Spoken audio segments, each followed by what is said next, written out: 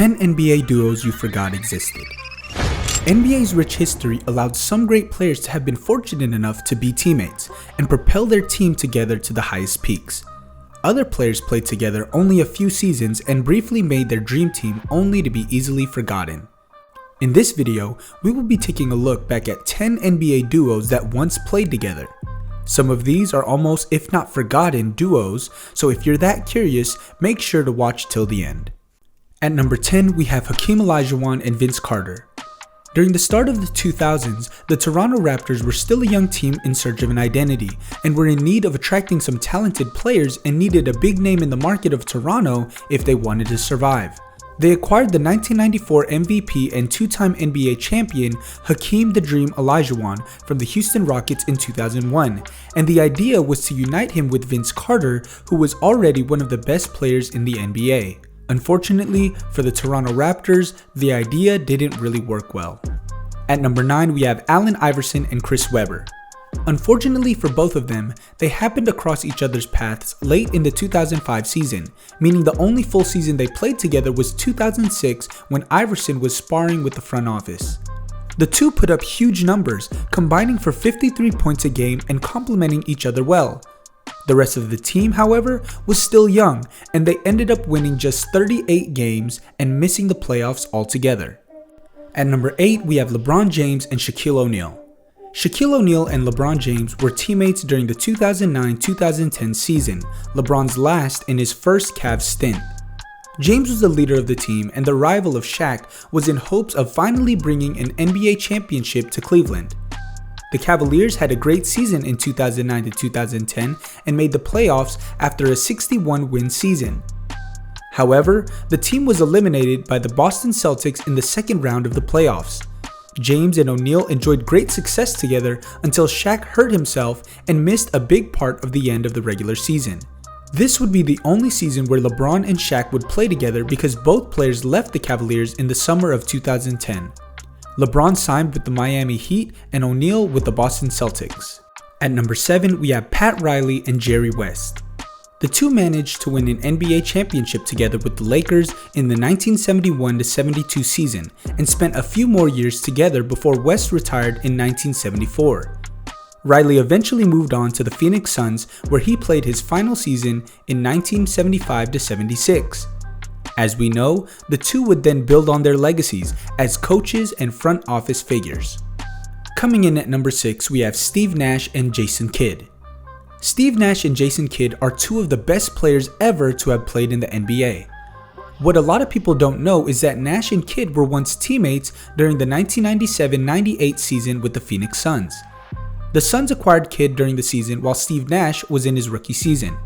Because Nash was just at the start of his career, Jason Kidd got the chance to play in the starting lineup while Nash played a more supportive role behind him. The addition of Kidd helped the Suns make the playoffs. After this season, Steve Nash would have more playing time and become an NBA All-Star for the Phoenix Suns. Kidd and Nash would play again together for 2 more years before Nash signed with the Dallas Mavericks.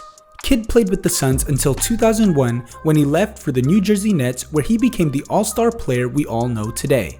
For our 5th spot on the list, we have Penny Hardaway and Stephen Marbury. Stephen Marbury's most forgettable stop was his couple of seasons in Phoenix. He spent some of that time paired up with Penny Hardaway. After a trade from the New Jersey Nets, Marbury was sent to Phoenix alongside Jason Kidd, and it was expected to bring success to the Suns. Unfortunately for them, this was the time when the Lakers and the Kings were dominating the Western Conference. Marbury would make his second All-Star game while with the Suns, and parlaying that into a mega deal with the New York Knicks, where his career would slowly fizzle. As for Hardaway, his career was past its prime as well. At number 4, we have George Gervin and Larry Keenan. Most people have heard of George Gervin. Larry Keenan, on the other hand, not so much. Keenan and Gervin were teammates on the San Antonio Spurs between 1976 and 1980, and spent prosperous years together that came with 2 division titles, a 52-win season, and their first trip to the conference finals. Gervin was the leading scorer on the Spurs as well as in the NBA 4 times, and Keenan was the second option, averaging as much as 22 points per game in the short time he played with the Spurs. Coming in at number 3, we have Tim Duncan and Tracy McGrady. Tim Duncan is considered one of the best power forwards of all time, and his resume is absolutely incredible, winning 5 championships with the San Antonio Spurs, was named the Finals MVP 3 times, and was selected to the All-Star Game 15 times. When the Spurs decided to add more experience prior to the 2013 NBA playoffs, the choice of Tracy McGrady was a good one. McGrady was now bringing experience and depth to an already awesome team. He also got the chance to play with Tim Duncan, and he helped the Spurs advance to the NBA Finals against the Miami Heat, led by LeBron James. However, Game 7 of the Finals turned out to be the final game of the great career of McGrady, and he announced his retirement soon after. For our second spot on the list, we have Michael Jordan and George Gervin. Many have forgotten that the Iceman and Jordan were teammates for one season with the Chicago Bulls in 1986. This was only Jordan's second season, and he was about to become the dominating player that we all know. What is really unfortunate about this iconic duo is that Gervin was playing his final season in 1986. The two players didn't play together for long because Jordan missed 64 games that year with a broken foot. On the other hand, Gervin, even if he was at the end of his career, he still did great during this season with the Bulls, averaging 16.2 points per game. And finally, with our top spot on the list, coming in at number 1, we have Scottie Pippen and Charles Barkley. It's crazy how Charles Barkley never won an NBA championship when you look at some of his former teammates. It just seemed that he was never in the right place at the right time, as his time with the Suns coincided with the Bulls dynasty and later in his career with the Rockets. He and Scottie Pippen were past their primes.